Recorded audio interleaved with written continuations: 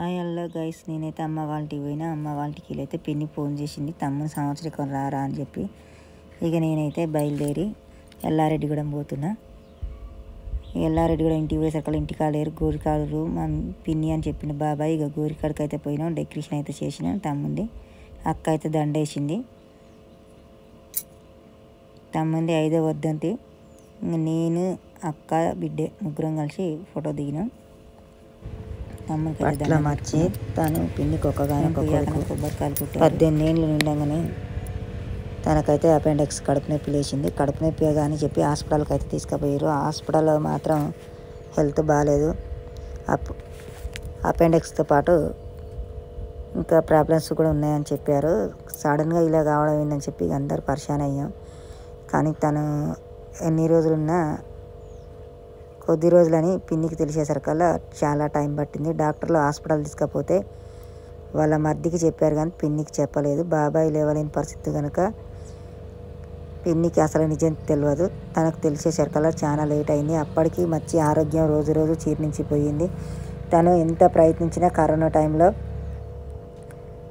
Hospital బంద్ అయ్యి తనకైతే ఇక సర్జరీని చేయించలేకపోయినాం. అపెండిక్స్కి అయితే చేయించినాం కానీ కిడ్నీ ఇన్ఫెక్షన్ వచ్చిందని చెప్పేసి సర్జరీని అయితే అన్ని టెస్టులు అయిపోయినాక కరోనా టైంలో ఆపరేషన్లన్నీ పోస్ట్పోన్ చేయడం వల్ల మచ్చి అయితే దక్కకుట్టబోయాడు. పిన్నికి నాకు తెలిసి ఒక్క కొడుకే అనుకున్నాను. నాకు తెలియక ముందుకు నా పెళ్ళి కాక ముందుకు ఒక పాప పుట్టిందంట. పాప కూడా 6 నెలలు బతికి పాప చనిపోయింది. బాబు 18 ఏళ్ళు వచ్చినాక బాబు కూడా ఆరోగ్యం బాగాలేక చనిపోయిండు. కొడుకు చనిపోయి బిడ్డ చనిపోయి వాళ్ళు ఇద్దరు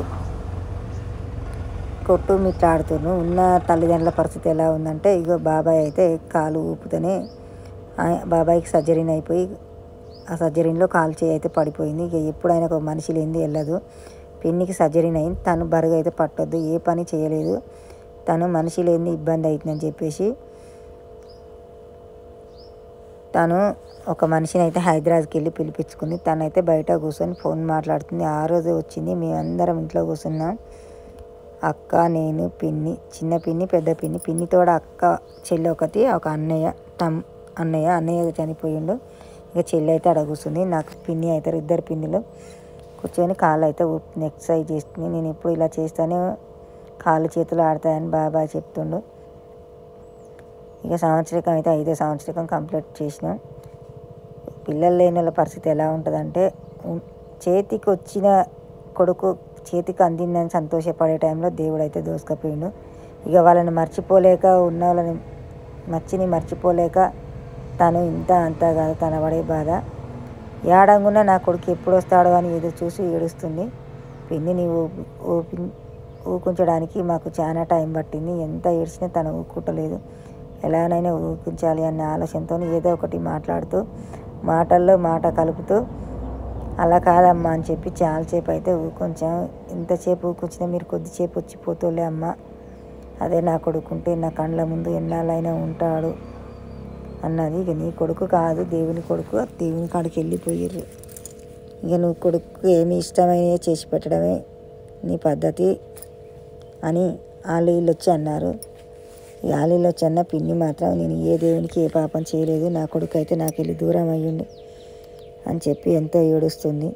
ఇక మేమైతే అక్క నేనైతే ఊకుంచాము. అప్పుడైతే వీడియో అయితే తీయలేదు. పిన్నిని ఊకుంచి కొద్దిసేపు అయితే పిన్నితో మాట్లాడించాము. బాబాయ్ పరిస్థితి ఏంది ఇప్పుడు ఎలా ఉండు అంటే ఏందిరా ఇదే పరిస్థితి, బాబాయ్కి మనిషి లేనిది వెళ్ళదు, నాకు మనిషి లేనిది వెళ్ళదు. అందుకే ఇక ఎవరు చేసేందుకు రారు చుట్టాలు అని చెప్పేసి ఒక మనిషిని అయితే పిలిపించుకున్నా. నెలకు వచ్చేసి 15,000.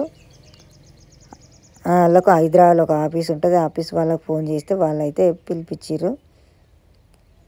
10,000 ఫోన్పే కొట్టిన కతిమ డబ్బులు నెల అయినాక చెల్లిస్తాను అని చెప్పిన. సరే అని చెప్పి ఆమె ఒప్పుకొని వచ్చింది. ఆమెకు ఒక కొడుకు చనిపోయిందంట. 2 కొడుకులకు ఒక చిన్న కొడుకే ఉండని ఆమె కూడా ఏడుస్తూ బయట కూర్చున్నాడు. ఇక మేము ఎలానైనా ఊకుంచాలని చెప్పేసి ఇంట్లో అయితే ఓమ చెట్టు ఉంది. ఓమ చెట్టుకైతే ఓమాకు దింపి శనగపిండితో షాప్ పిన్ని వాళ్ళది ఎల్లారెడ్డిగూడెం కాడ షాప్ ఉంటుంది. ఇలా సొంత ఊరు ఎల్లారెడ్డిగూడెం. తల్లిగారు చోడంపల్లి. మా ఇంటి ఆడపిల్ల తన పేరు పద్మ. ఇక ఎలానైనా ఊరుకుంచాలని చెప్పి శనగపిండి అయితే షాప్లో దేవాడితే శనగపిండి దొరికింది. ఇక ఓమ చెట్టు అయితే ఆడనే ఉంది. అక్కతో నేనంటే నేను ఎప్పుడు చేయలేరా, నేను ఎప్పుడు తినలేరా బజ్జీలు అన్నది. సరే అక్క నేను చేస్తాను, టేస్ట్ ఎలా ఉన్నాయో చూడని చెప్పేశాను. నేను బజ్జీలు చేశాను.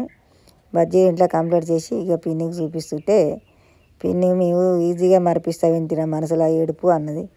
కాదు పిన్ని, ఏడుస్తూనే ఉంటే కాలం అలానే అయిపోతుంది.